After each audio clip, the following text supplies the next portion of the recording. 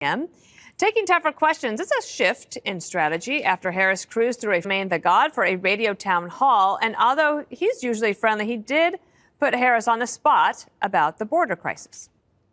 Doesn't the Biden administration have to take some blame for the border, though? A lot of the blame? Because, I mean, the first 3 years, y'all did get a lot of things wrong with the border. No, Charlemagne, within hours of being inaugurated, the first bill we passed before we did the Inflation Reduction Act, before we did the Bipartisan Infrastructure Act, before we did the Safer Communities Act to deal with gun violence, first thing we dropped was a bill to fix the broken immigration system.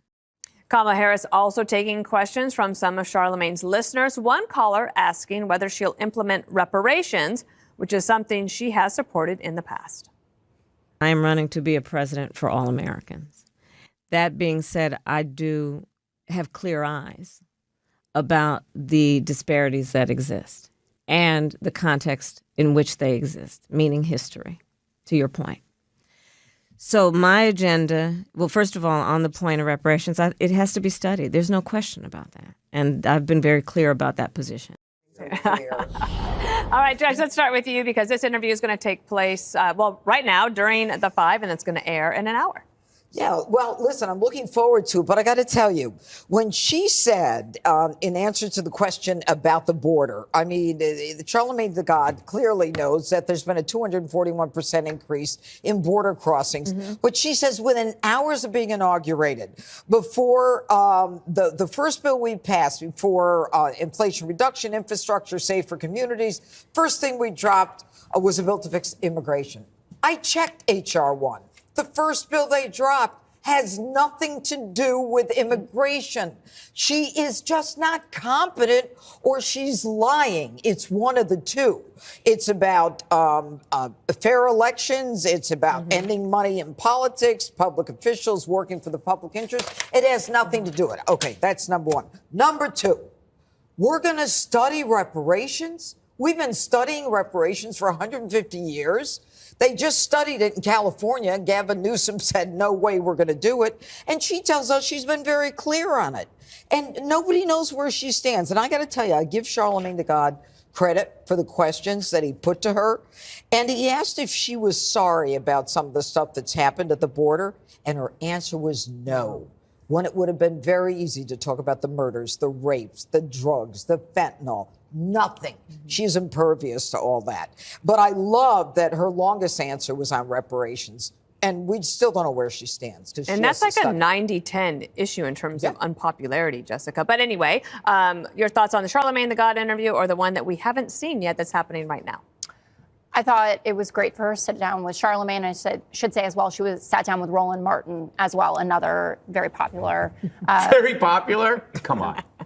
You must know him or something. Let the record reflect, I did not interrupt. Greg did. In your face, is that what we're supposed to say today?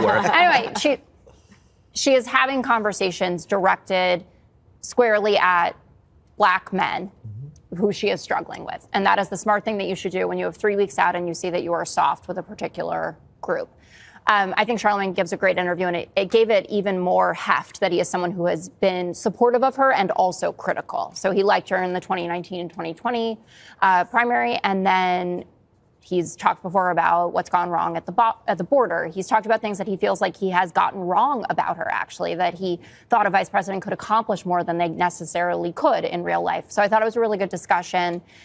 Immigration is going to be a soft spot. We do see that people understand that Donald Trump was the one that torpedoed that bipartisan border deal, that James Langford, one of the most conservative senators, was a co-sponsor and authored it.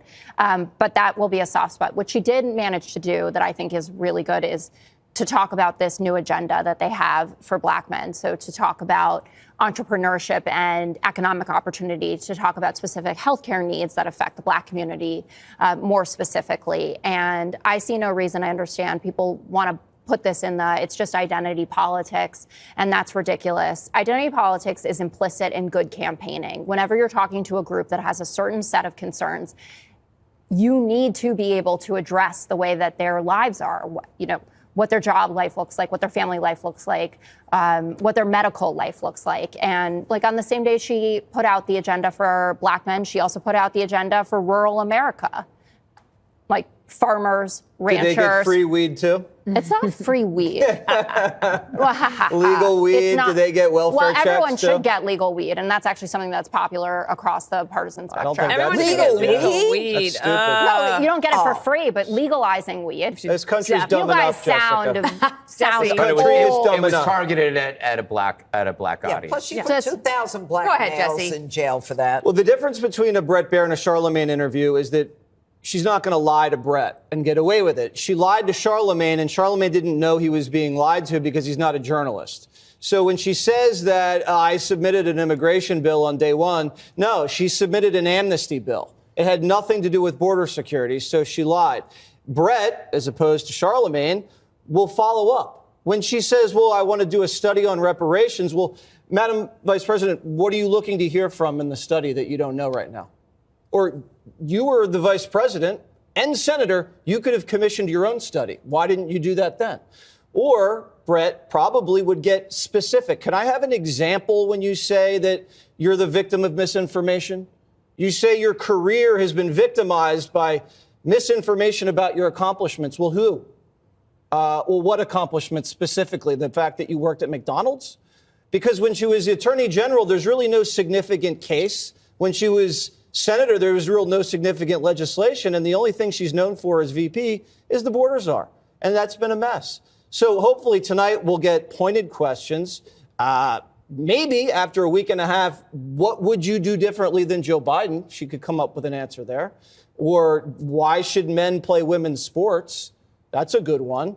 So, Brett's going to be fair. He's going to be firm. He was pretty tough on Trump in the spring, and he'll be the same way with Kamala.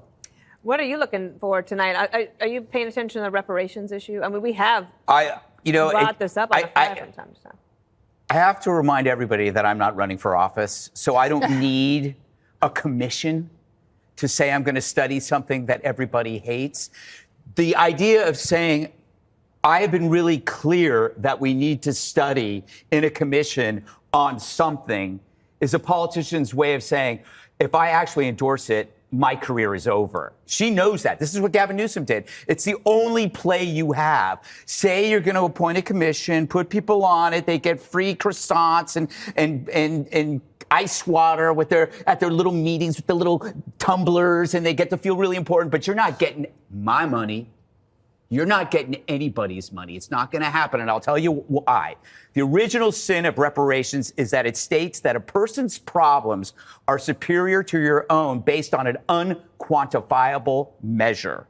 So a healthy young person with endless job opportunities has a built-in edge, ancestral oppression, over a poorer, sicker person with limited resources. That is actually the definition of systemic racism, to say a young black person with great choices today should have their problems matter more than a white person, a Mexican person, an Asian person. That is racism. And if reparations is based on the stain of slavery, then every human living today possesses that ancestral strain. Slavery is not solely performed by whites. Do your history. America just happened to fight a war to end it. This is why politicians pay lip service on this crap, because they know if you explore the concept, hey, who's your ancestor? How many of them had slaves? My God, Jamaicans had slaves, didn't they? I don't know. Then you all of a sudden you start looking in your history and you go, this is impossible.